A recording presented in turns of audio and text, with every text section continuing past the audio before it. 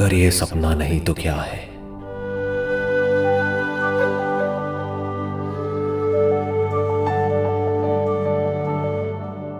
खुद ही मैं खुद को देखता हूं।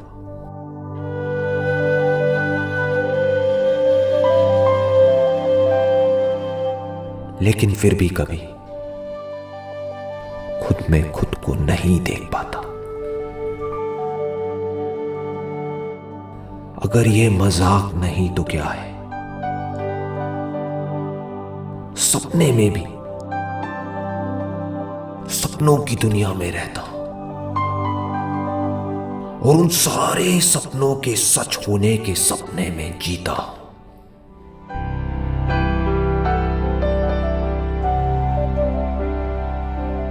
अगर ये सपनों की लहर नहीं तो क्या है?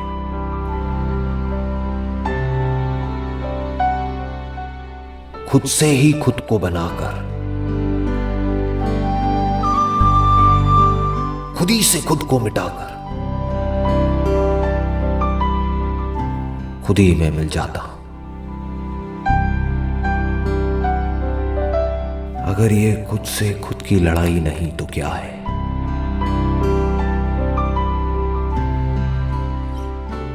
जागना तो चाहता हूं मगर डर है कि अपना सब कुछ खो दूंगा। अब करूं तो क्या करूं?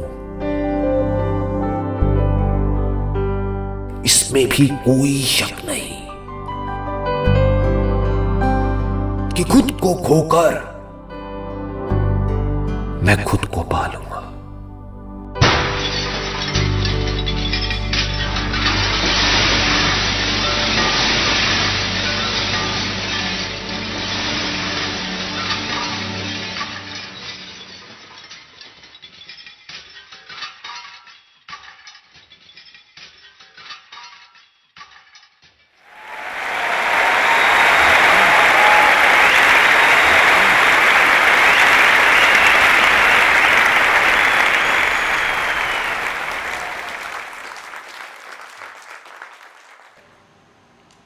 कितने लोग हैं यहाँ पर जो पिछले कई सालों से ध्यान कर रहे हैं या इस रास्ते पे चल रहे हैं?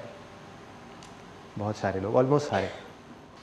ऐसा कुछ भी नहीं है जो मैं आपको सिखा सकता हूँ या बता सकता हूँ, क्योंकि जब यहाँ पर हम चलते हैं तो हर एक के एक्सपीरियंसेस एक दूसरे से बिल्कुल अलग अलग होते हैं।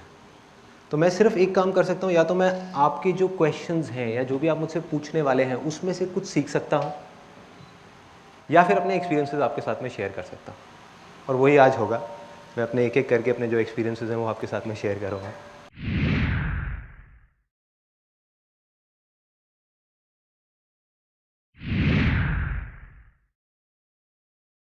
मैं अभी फिजियोथेरेपी के एक डॉक्टर के पास में जा रहा था, थोड़ा सा पेन हुआ था। मेरे बहुत अच्छे फ्रेंड हैं, तो वो एक बड़ा सिंपल सा उन्होंने मेरे से क्वेश्चन पूछा और मुझे हंसी आ गई। कहते कि यार रामायण में एक बात बताओ, लक्ष्मण ने उसकी सूर्पणखा की नाक काट दी। कहते अगर आज के टाइम में किया होता तो जेल में होता। अपनी जगह बिल्कुल ठीक है कि उसने किया तो गलत ही, और फिर कह रहे हैं कि रावण की गलती है। रावण ने क्या गलती करी? सीता को हाथ तक नहीं लगाया, तो रावण कहाँ गलत है? गलत तो ये है कि भाई हाथ नहीं उठाना चाहिए था ना, बात कर लेते, हाथ क्यों उठाया? ऐसे ही आप रामायण में जाओ, महाभारत में जाओ, यहां जाओ, वहां जाओ, जहां भी जाओगे आपको कॉन्फ्लिक्ट्स नजर आएंगे। बहुत तरीके के कॉन्फ्लिक्ट्स नजर आएंगे कि एक तरफ ये कहा जा रहा है, दूसरी तरफ ये कहा जा रहा है। ये कॉन्फ्लिक्ट्स क्यों हैं? क्योंकि ये कहानियां हैं, ये कहानियां हैं, और इन कहानियों में हम मतलब ढूंढने की कोशिश कर रहे हैं। लेकिन हम मतलब ढूंढने की कोशिश कर रहे हैं उसको लिटरली देख करके। कहानी के फॉर्म में एक बहुत बड़े मैसेज को प्रिजर्व किया हुआ है। उस कहानी को जब आप अनफोल्ड करेंगे तो अंदर से एक मैसेज निकल करके आएगा, उस मैसेज को पकड़ना है। इन ग्रंथों के डीप में अगर आपको जाना है तो पहले खुद को जानना होगा, उसके बिना कहानी समझ नहीं आएगी। एक एक बात जो रामायण में है, जो महाभारत में है, या बाइबल में है, या कुरान में है, वो सच है। देखने का नजरिया अलग अलग है। एक नजर से हम देखेंगे वही चीज हमको गलत लगेगी, एक नजर से देखेंगे हमको सही लगेगी, लेकिन है वो सब सच, झूठ नहीं है। किस स्तर पे है वो जब आप अंदर जाओगे धीरे धीरे समझ आएगा कि राम है क्या, हनुमान क्या है, उसको वायु पुत्र क्यों बोला गया है, मेडिटेशन में ब्रेथ का इतना बड़ा रोल क्यों बताया गया है। जब ब्रेथ लंका में जाती है, ये लंका क्या यही तो नहीं है कहीं, ये शरीर जो सोने की लंका है, सीता जो है वो कहीं हमारी कुंडलिनी शक्ति तो नहीं है जो रिसाइड कर रही है।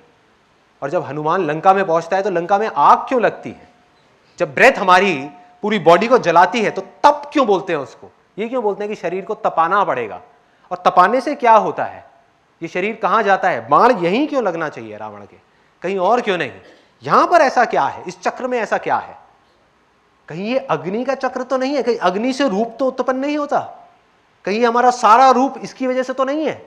अगर यहां बाण लगा तो क्या होगा, राम नाम में ज्यादा ताकत है या राम में ज्यादा ताकत है।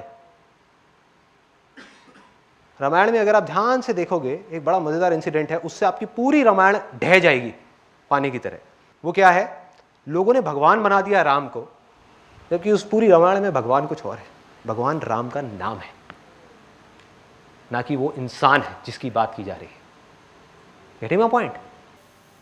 एक बार उसका एक छोटा सा किस्सा है, जब जा करके वो पत्थर फेंक रहे होते हैं राम राम लिख करके, उसमें राम भगवान खुद जा करके एक पत्थर को उठा करके फेंकते हैं समुद्र में और वो डूब जाता है। क्या मतलब है, राम नहीं है, राम नाम नहीं है।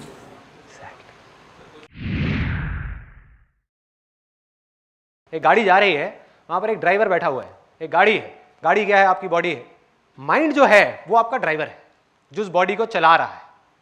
आप बैठे हुए हो, आपको झपकी लग गई, नींद आ गई, आप सो गए हो, माइंड क्या कर रहा है, वो जागा हुआ है, वो जहां चाह रहा है वहां लेकर के जा रहा है और बॉडी को इधर उधर ठोक रहा है, ठार धार धार धार धार धार धार, और पीछे बैठे बैठे आप बस झटके खा रहे हो, आप परेशान हो, ये हो रहा है, ये खेल है।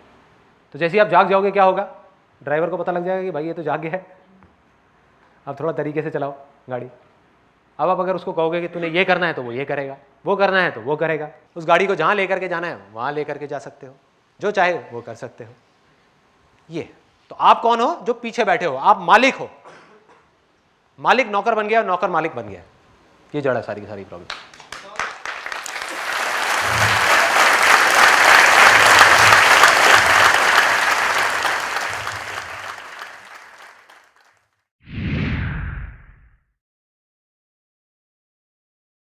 सवाल एक्चुअल में ये है कि सबसे पहले तो कि स्पिरिचुअलिटी है क्या,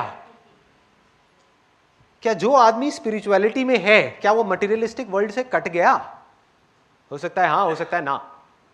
हो सकता है एक मटेरियलिस्टिक आदमी इस वर्ल्ड में रह करके एक स्पिरिचुअल आदमी जो पहाड़ पे जाकर के चोटी पे बैठा हुआ है उससे लाख गुना ज्यादा स्पिरिचुअल हो, और दूसरी तरफ एक ऐसा आदमी जो अपने आप को स्पिरिचुअल कहता है किसी भी वे में, वो बिल्कुल ही अनस्पिरिचुअल हो, वो बिल्कुल ही मटेरियलिस्टिक हो। तो सारा खेल यहां है। There is no dividing line between spirituality and materialism. ये सिर्फ हमारे मन के वहम है। हम खुद अपनी एक इमेजिनरी एक वर्ल्ड क्रिएट कर रहे हैं, और क्रिएट करके अपनी ईगो को बढ़ाने के लिए या तो हम बोल रहे हैं कि हम स्पिरिचुअल हैं या हम बोल रहे हैं कि हम मटेरियलिस्टिक हैं। आप किसी को दिखाने के लिए कर रहे हो या फिर सच में आप कट चुके हो उसमें रहते हुए भी। अच्छा, जैसे कमल खिलता है, कमल का क्या सिंबल है, कीचड़ के अंदर से कमल खिल रहा है। क्या आप उस तरीके से हो, और ये कीचड़ क्या है, कहीं ये दुनिया ही कीचड़ तो नहीं है, और इसमें से खिलना, इससे हल्का सा ऊपर उठना, क्या यही स्पिरिचुअलिटी है, या इसमें रमे रहना और उसको स्पिरिचुअलिटी का नाम देना, मटेरियलिस्टिक चीजों का नाम देना, रिलीजन का नाम देना, भगवान का नाम देना, क्या वो स्पिरिचुअलिटी है। अभ्यास आपका राइट है, आप कर सकते हो, यही करना है। वैराग्य आप नहीं कर सकते, वो होता है अपने आप अभ्यास के थ्रू। कंसंट्रेशन किसी भी चीज पे, किसी भी काम पे, चाहे बाहर चाहे अंदर, आप कर सकते हो। मेडिटेशन आप नहीं कर सकते, मेडिटेशन में जा सकते हो। कोई अगर आपको कहता है ना कि मैं मेडिटेशन कर रहा हूं, इसका मतलब वो कंसंट्रेशन कर रहा है, ध्यान नहीं कर रहा। ध्यान में आप चले जाते हो, जब कुछ करना ना पड़े, अपने आप होने लग जाए, तब आप ध्यान की उसमें हो अवस्था में। सो अब ये वैराग्य होता क्या है, अगर आप किसी चीज को छोड़ने की कोशिश कर रहे हो तो आपको छोड़ने से अटैचमेंट हो गई है, इसको भी छोड़ना है। तो चीजें छूटती कैसे हैं? ये वैराग्य है क्या? अभ्यास करते करते करते करते करते करते करते करते एक ऐसी स्टेट आ जाती है जब आप आगे बढ़ते हो। मटेरियलिस्टिक वर्ल्ड में देखो चीजें कैसे छूटती हैं, ऐसी स्पिरिचुअल वर्ल्ड में छूटती है। आज आपके पास में साइकिल है, बाइक है, स्कूटर है, क्या है आपके पास में? बाइक है। तो अगर आपको कोई आ करके देगा कि भैया मेरी साइकिल ले ले और अपनी बाइक मुझे दे दोगे? नहीं दोगे। गाड़ी देगा तो हाँ फिर तैयार है। चलनी चाहिए गाड़ी। गाड़ी बढ़िया गाड़ी है यार, बढ़िया ब्रांड न्यू गाड़ी, एक्सचेंज हो जाएगी। गाड़ी आपको मिल गई, सपोज सेंट्रो मिल गई, कल को कोई आता है और बड़ी आपको गाड़ी दे देता है, होंडा सिटी दे देता है, कर लोगे एक्सचेंज सेंट्रो से? कर लोगे। तो आपने क्या किया? सेंट्रो को छोड़ दिया और होंडा सिटी को पकड़ लिया। इसी को वैराग्य बोलते हैं। जब भी हमको कोई बड़ी चीज मिल जाती है तो छोटी अपने आप ही छूट जाती है, छोड़नी नहीं पड़ती। जिसके पास में सिर्फ बाइक है उसको आप बोलोगे मेरे को अपनी बाइक दे दे, आप अपनी जान लगा दोगे, अपनी बाइक नहीं दोगे, लड़ पड़ोगे उस आदमी से। 4 लोग भी आ जाएंगे, आप बाइक को नहीं छोड़ोगे, लेट जाओगे वहां सड़क पे, बाइक नहीं छोड़ूंगा, है ना? और गाड़ी मिल गई तो बाइक छूट गई। गाड़ी के बाद में जेट प्लेन मिल गया तो क्या आपको गाड़ी की टेंशन रहेगी? नहीं। फिर आप जेट को नहीं छोड़ोगे। जब जेट से भी बड़ा कुछ मिल गया तो जेट अपने आप छूट जाएगा। ऐसे ही स्पिरिचुअलिटी में समझ आने की बात है ना। Spirituality is nothing but understanding of the truth. जैसे जैसे आपकी समझ बढ़ती चली जाएगी, इसी को कॉन्शियसनेस बोला गया, इसी को नॉलेज बोला गया, अलग अलग नाम से उसको बोला जा रहा है। नॉलेज कहां से आती है? कॉन्शियसनेस के स्तर के बढ़ने से। जितनी आपकी अवेयरनेस, आपकी समझ, आपकी अंडरस्टैंडिंग इस दुनिया की बढ़ती चली जाएगी तो जो छोटी मोटी चीजें हैं वो अपने आप ही छूटती चली जाएंगी, छूट जाएंगी, छोड़नी नहीं पड़ेगी, छोड़ भी नहीं सकते। जब परम आनंद मिल गया तो छोटी छोटी चीजों में आपको कहां आनंद आएगा?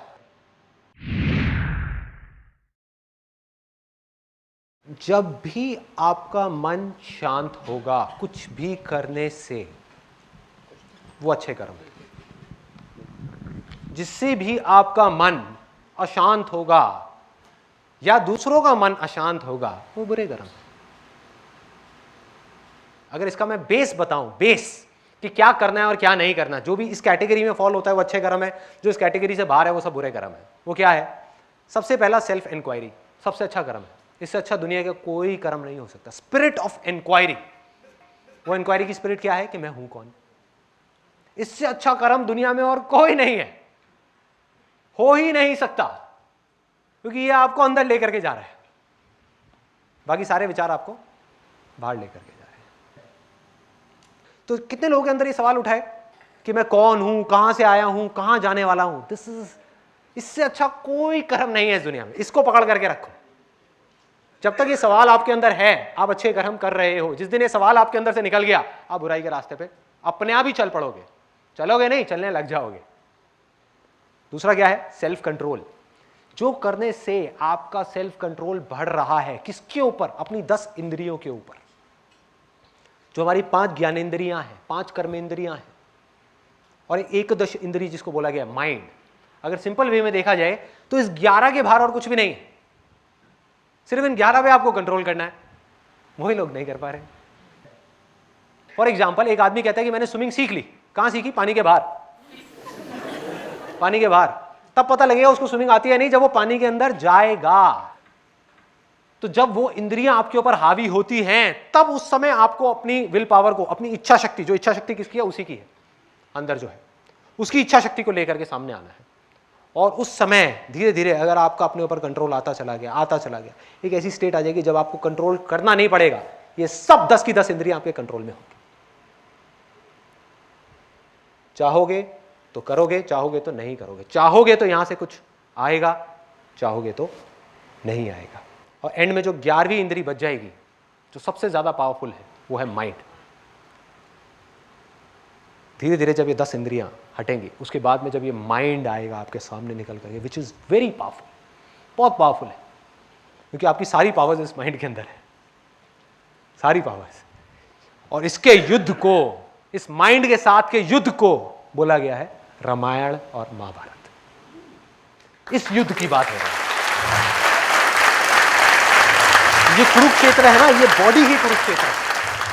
यही सोने की लंका है, इसको जलाना है, इसी के अंदर युद्ध होने हैं, तरह तरह के युद्ध होने हैं। अब उस युद्ध को कैसे लड़ना है, यही अभ्यास है, यही स्पिरिचुअलिटी। और उस युद्ध को लड़ करके कैसे जीतना है। जब आप जीत जाओगे तो धर्म की स्थापना अपने आप हो जाएगी, करनी ही नहीं पड़ेगी। उसी को धर्म बोलते हैं। तब तक, जब तक कि आप नहीं जीतते उस युद्ध को, तब तक सब इमेजिनेशन है, इमेजिनेशन है। अधर्म में हम धर्म की बात करते चले जाएंगे और कहेंगे हम धर्मात्मा है। अरे ना भाई ना। करीबन 1 साल पहले मैं धर्मशाला गया था और वहाँ जा करके एक पहाड़ है जहाँ पर कोई गाड़ी नहीं जा सकती, वहाँ से 20 मिनट पैदल चल के जाना होता है। और वहाँ पे जा करके एक होटल बना हुआ है, वहाँ पर अपनी सांसों की भी आवाज़ शोर सुनाई देती है। तो मैं 10 दिन तक वहीं था और मैं बैठा हुआ बाहर ध्यान करने के लिए। शाम को करने बैठा था करीबन 4-5 बजे और 7-8 बज गए, 9 बज गए, मुझे नहीं पता कितना क्या टाइम हो रहा था। रात हो गई थी और रात होते होते वहाँ पर बहुत तेज़ मेरे कानों के अंदर एक झिंगुर की आवाज़ सुनाई देने लगी। झिंगुर पता है सबको क्या होता है, जंगल में नहीं होता वो गर्र करके वो आवाज़ें आती हैं। उस आवाज़ को मैंने देखना शुरू किया। देखना मतलब मन की आंखों से देखना, एक आंख से देखना, जिसमें एक आंख से देखने की बात करी गई है ना, एक आंख से देखना, उसको देखना शुरू किया बंद आंखों से। जब उसको देखा तो वो एक आवाज़ नहीं थी, वो 2 आवाज़ें थी। 2 के बाद में और दिखी, फिर और दिखी, फिर और दिखी। उसके अंदर कई आवाज़ें थी। उस एक झिंगुर की आवाज़ में बहुत सारी आवाज़ें थी। उस आवाज़ को तोड़ा तो समझ आया कि ये एक आवाज़ नहीं है, एक लग रही थी, एक नहीं है, उसके अंदर बहुत सारी आवाज़ें हैं। जैसे एक वीडियो देखते हैं, वीडियो में 1 सेकंड में 25 फ्रेम निकल जाते हैं, 25 स्टिल फोटोग्राफ्स निकलती है। देखने में क्या लगता है कि मैंने 1 सेकंड देखा, जबकि 25 फ्रेम निकल गए। सोचो अगर उसको स्लो मोशन में कर दिया जाए तो आपको समझ आएगा कि ये हो क्या रहा है, फिल्म चल कैसी रही है। तो जैसा आप फिल्म के बारे में सोच रहे हो और जो फिल्म है उसमें फ़र्क आता चला जाएगा। ऐसे ही आवाज़ में है, ऐसे ही हर चीज़ में है, ऐसे ही स्मेल में है, हर चीज़ में है। जो भी हमारी इंद्रियां हैं, जो हम सोच रहे होते हैं, जैसा हमको दिख रहा होता है वो कुछ और होता है, रियलिटी कुछ और होती है। ये हमारी माइंड की परसेप्शन होती है जो उसको इंटरप्रेट करके उस साउंड को देती है। जैसे ही मेरा ध्यान उस आवाज़ पे जा रहा था, वो एक्सपैंड करती चली जा रही थी, बढ़ती चली जा रही थी। ध्यान हटा, वहां से दूसरी आवाज़ की तरफ आया जो बेस था, जिस आवाज़ के ऊपर ही आवाज़ टिकी हुई थी, तो आवाज़ गायब। गायब कहां से आई, कहां गई, पता नहीं। तो जब तक मैं देख रहा था बहुत सारी आवाजें थी, जो आवाजें एक उस आवाज में से निकल करके आ रही थी, उसी में से आई, उसी में से गई, उसी में से आई, उसी में से गई। उसको भी देखना बंद किया तो मैं भी नहीं था, कुछ नहीं था, कुछ नहीं। तो इस एक्सपीरियंस से मुझे क्या समझ आया, ये चीज हो गई। और कई बार क्या होता है कि वो चीज हो जाती है, यहीं पे सेल्फ इंक्वायरी का बहुत बड़ा रोल आता है। जो मैंने आपको कहा ना, सेल्फ इंक्वायरी, हर चीज को समझना है, सिर्फ एक्सपीरियंस नहीं करना, उसको समझना भी है कि क्या है, क्यों है, कैसे है, क्या हो रहा है, कैसे हो रहा है। तो उस समय नहीं समझ आया, उस समय तो बस ये एक्सपीरियंस रजिस्टर हो गया। लेकिन जब बाद में इसके बारे में मैंने समझने की कोशिश करी तो मेरे को 2 चीजें मोटी मोटी समझ में आई। एक ये कि जब भी हम अपना ध्यान किसी भी चीज की तरफ लगा देते हैं, चाहे वो आवाज हो, चाहे वो लाइट हो, चाहे वो कुछ भी हो, वो एक्सपैंड करने लग जाती है, वो बढ़ने लग जाती है। दूसरी चीज जो समझ आई कि वो आवाज थी, मुझे लगता क्या था कि वो आवाज है, इसलिए मैं उस आवाज को सुन रहा हूं। जबकि सच्चाई क्या थी कि मैं सुन रहा था, इसलिए वो आवाज थी।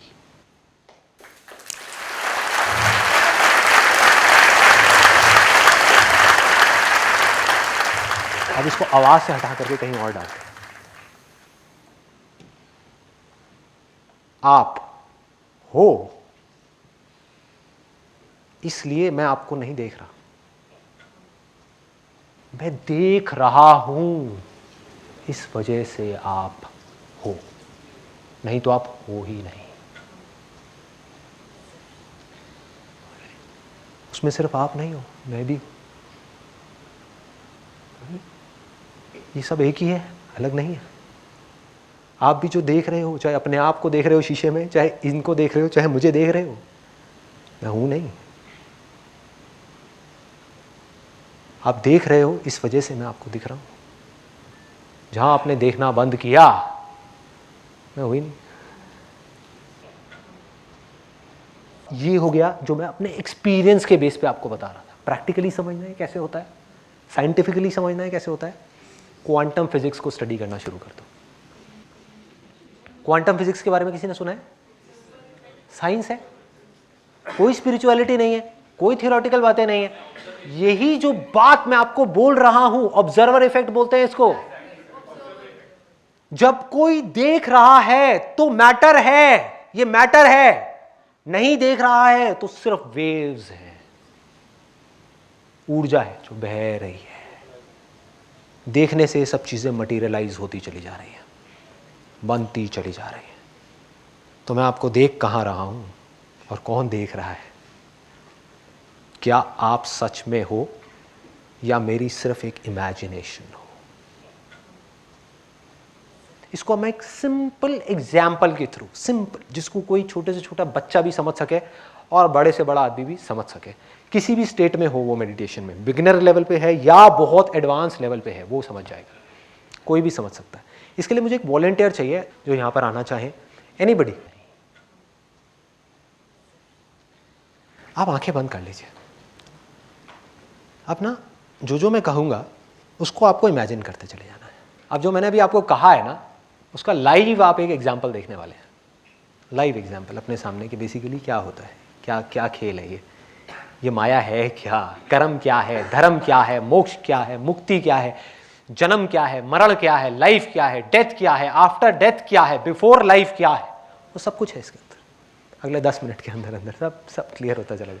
अब ये मत समझना मैं इनको हवा में उड़ाने वाला हूँ। जादू नहीं है भाई।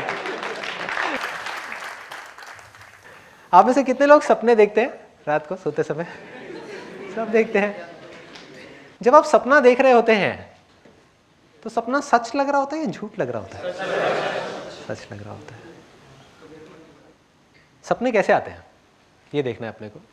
कोई ना कोई अंदर डिजायर होता है तभी सपना आ रहा है। बहुत बार आप देखेंगे जो सपना है वो हमारे किसी ना किसी डिजायर से रिलेटेड ही आता है। जो आप रियलिटी में नहीं कर पा रहे हो उसको सपने में करने की कोशिश कर रहे हो। होता है ऐसा?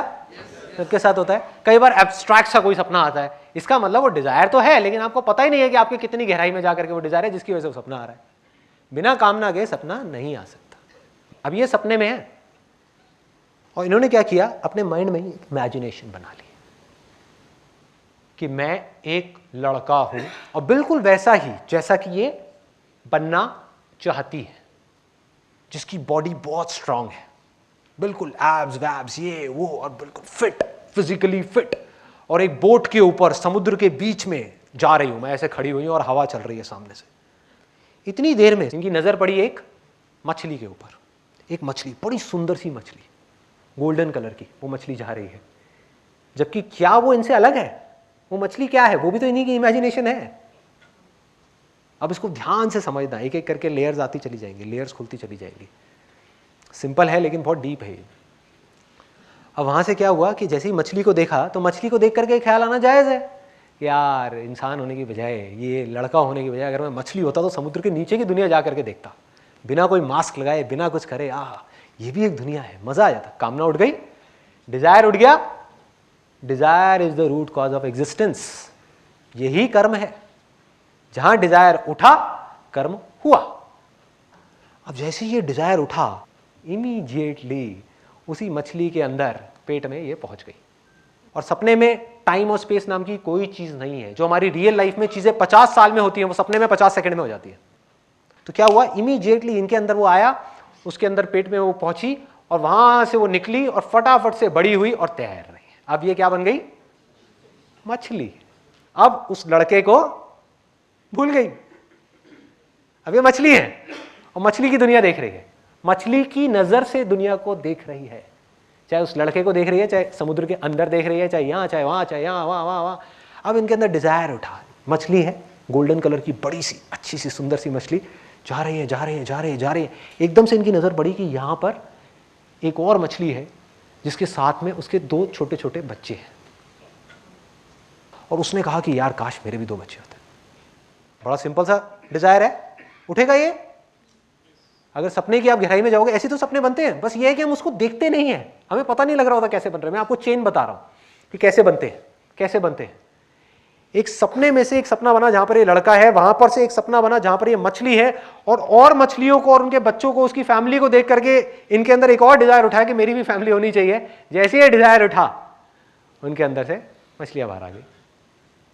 अब ये भी 2 मछलियों के साथ में तैर रही है, और क्या बोला इन्होंने कि ये दोनों मछलियां, ये जो दोनों हैं, ये मेरी है, बाकी कोई मेरा नहीं है। इस मछली के लिए ये वाली, क्योंकि वो पीछे का सब भूल चुकी है, उसके लिए आज की जो रियलिटी है वो क्या है, सपने के अंदर, इस लेयर के अंदर, कि ये जो बच्चे हैं ये मेरे हैं, जबकि सब कुछ ही इनका है। समझ गए क्या हो रहा है? वो लड़का भी यही है, मछली भी यही है, सब कुछ यही है। अब एक दिन एक शिकारी आया और उसने आ करके कांटा फेंका, और कांटा जा करके, ये तो बड़ी थी, ये तो बच गई, इन्होंने देखा एकदम से, लेकिन जो बच्चा है जिससे आपको इतना प्यार है, जिसके साथ पता नहीं कब तक आप खेलते रहे, और बड़ा जबरदस्त अटैचमेंट है, क्योंकि उस अटैचमेंट को आप अपने माइंड के लेवल पे, बॉडी के लेवल पे फील कर चुके हो, बहुत अच्छे तरीके से आप फील कर चुके हो। और जैसे ही उसके गले में कांटा पड़ा, वो छटपटाने लगा। आपका जो बच्चा है, एक बच्चा है, दूसरा वो रोने लगा, जो दूसरी मछली है, और आप उसको देख रहे हो, अपने बच्चे को आप बचाने की कोशिश कर रहे हो, उस कांटे से लड़ रहे हो, अपने आप को उससे जाकर के टकरा रहे हो, लेकिन आप उसको छुड़ा नहीं पा रहे। और धीरे धीरे करते करते वो बेचारी खून ही खून चारों तरफ, और उसको ऊपर से खींच लिया, एक शिकारी ने खींच करके अपने पास में रख लिया। अब भयानक गुस्सा है और बदला लेने की भावना आई अंदर से, आएगी कि कौन है, मैंने किसी का क्या बिगाड़ा था, मैंने किसी का क्या बुरा किया था जो मेरे बच्चे को मार दिया। मैं अच्छी खासी खेल रही थी अपने बच्चे के साथ में, क्या दिक्कत थी? कोई दिक्कत नहीं थी। क्यों आकर के शिकारी ने मारा मेरे बच्चे को, क्यों मारा? और उनके अंदर गुस्सा भर गया, भयानक गुस्सा, बदला लेने की भावना आई कि मैं उस शिकारी को छोड़ूंगी नहीं। ऐसा ही होगा अगर रियल लाइफ में, इमेजिन करो अगर आप में से किसी के बच्चे के ऊपर कोई हाथ डाल दे, आप क्या करोगे? यही तो करोगे ना, गुस्सा आना जायज है। आप कहोगे मैं नहीं छोड़ूंगा, मेरे बच्चे को कैसे मारा इसने, मैं नहीं छोड़ने वाला। यही हुआ इनके साथ में। तो सपनों की एक लेयर में से दूसरी लेयर में से एक और लेयर निकल गई, और हर लेयर अपने आप में कंप्लीट यूनिवर्स है, एक कंप्लीट दुनिया है। और जैसे ही ये कामना उठी, जैसे ही ये डिजायर उठा इनके अंदर, इमीडिएटली ये यहां से हट करके कहां पहुंच गई? एक लेडी थी जो फॉर एग्जांपल प्रेग्नेंट होने वाली थी, तो सीधा उनके कोख में पहुंच गई, उनके अंदर वहां पे गई, जा करके पैदा हुई, पैदा होते ही बड़ी हुई और बड़ी हो गई। वहां पर वो लड़का है, बदला लेने के लिए पैदा हुई। उसने जा करके मारा उस शिकारी को, और वो शिकारी मर गया। और अब हुआ क्या कि वो शिकारी जिसने एक मछली के बच्चे को मारा था, वो कांटा फेंका था, वो कौन था? वही आदमी जो उस नाव पे चल रहा था। समझ आ रहा है? वो पहला, यहां से क्या बनी थी? एक लड़का बनी थी जिसकी बॉडी बहुत स्ट्रांग थी, जो बोट पे जा रहा था। क्या था वो? वही तो शिकारी था, वही तो है वो शिकारी जिसको बूढ़ा होने के बाद में मारा गया है। वो भी यही, और वो भी वही, और वो भी वही, और वो भी वही, और वो भी वही। अब सबसे मजेदार चीज, आप एक बार आंख बंद करिए। ये जो पूरी दुनियाएं क्रिएट हुई है, यहां से यहां, यहां से यहां, यहां से यहां, यहां से यहां, ये सब कहां है?